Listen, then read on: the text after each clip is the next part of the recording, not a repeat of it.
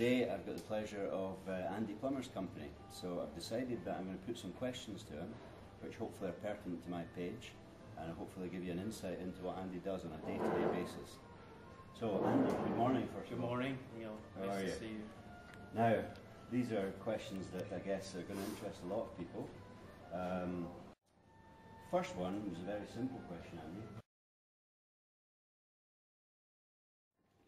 Right now, I'm engaged. Currently, I teach Charlie Wee, J.J. Henry, Brad Faxon, and we've been teaching Tommy Armour some too. We just don't get to see Tommy as often. But those are the guys we spend day to day with. There's a number of guys, Brett Quigley, and a few others that Mike and I see from time to time. But most of the people who we count as students are the people who are regularly that we practice with on a regular basis. Sure.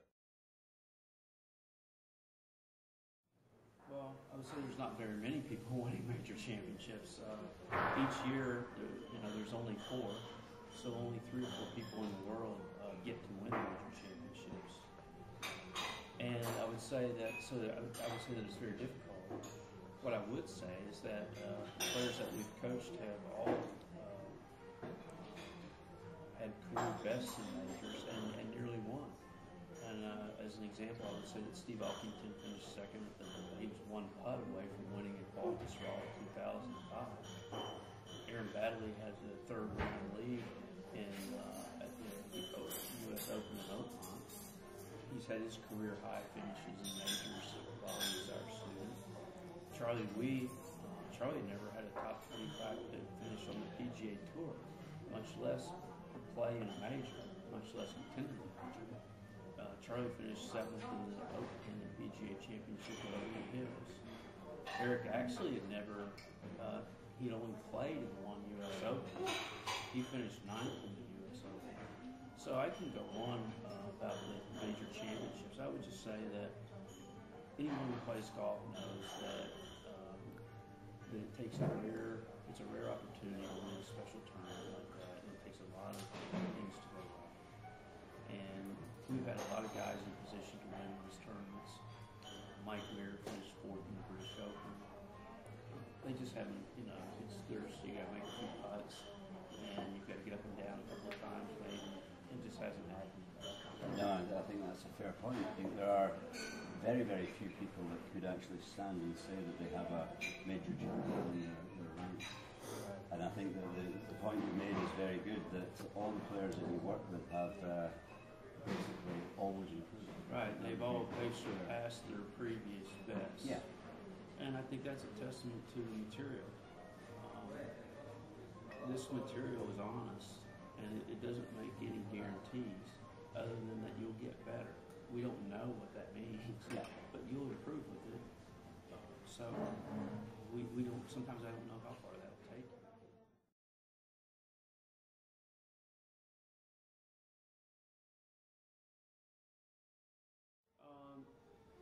At one time it did.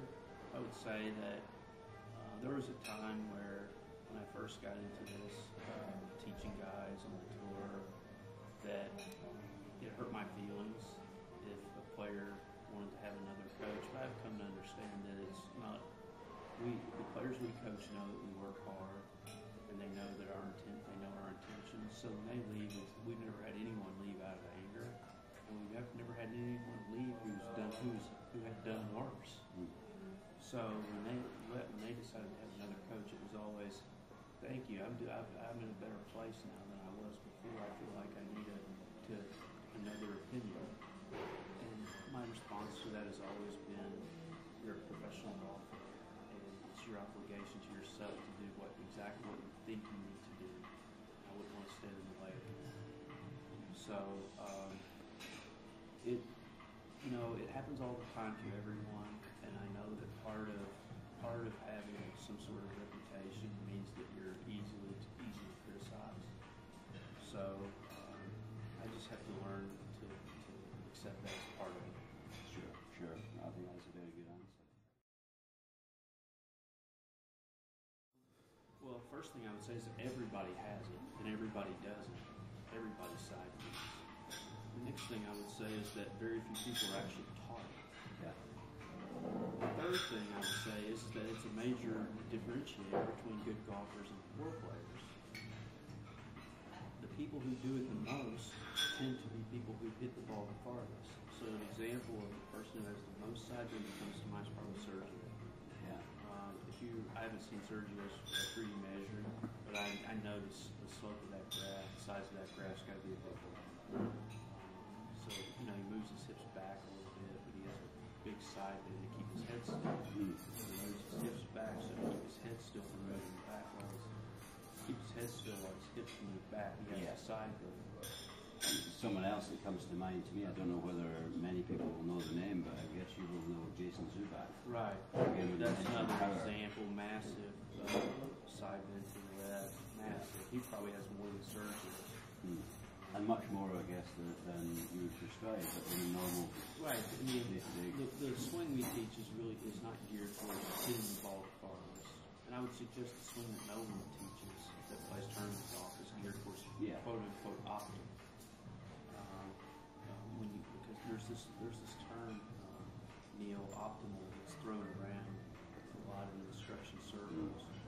And when they say optimal, they're talking about optimal launch and optimal distance. Well, the swing that produces optimal launch, optimal distance, may not be the swing that the golfer needs to hit the ball in the fairway 7 times out. Jim Furyk is leading the U.S. Open on the 16th hole, long par 5. Olympic Club this year. When he got up on that tee, he had 2 or 3 holes to play to get that one shot lead in the house. Do you think he was concerned about optimal launch? Or do you think he was concerned about hitting that ball in the fairway? Right.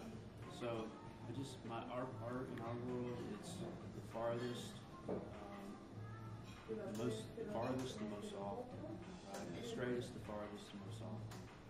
I think that's shown in some of the requisites that you've shown us over the various times that we've met, the greens and regulation figures, fairway figures. There's 14 players that we've coached. And when I say coached, I don't mean given a lesson to 6 months ago. There's 14 players that we've seen on a weekly basis that have worked with us for a whole year. 14 times they've had career highs and driving numbers. So I think that speaks to the trueness or at least some level of security a player can take when they say, okay, if I need to get the ball in the fairway, this procedure will put the ball in the fairway. Excellent.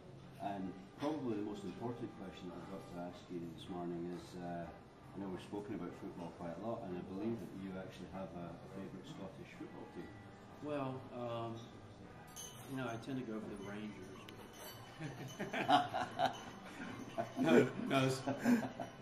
In all sincerity, it's the green and white hoops. That's what the answer that we wanted to hear. Green and white hoops. Celtic. Brilliant, Andy. Thanks very much for your time. Thank you very much. And thank you, Graham Bell on the camera there. Good Rangers supporter, I might add. Yep. Cheers, Graham.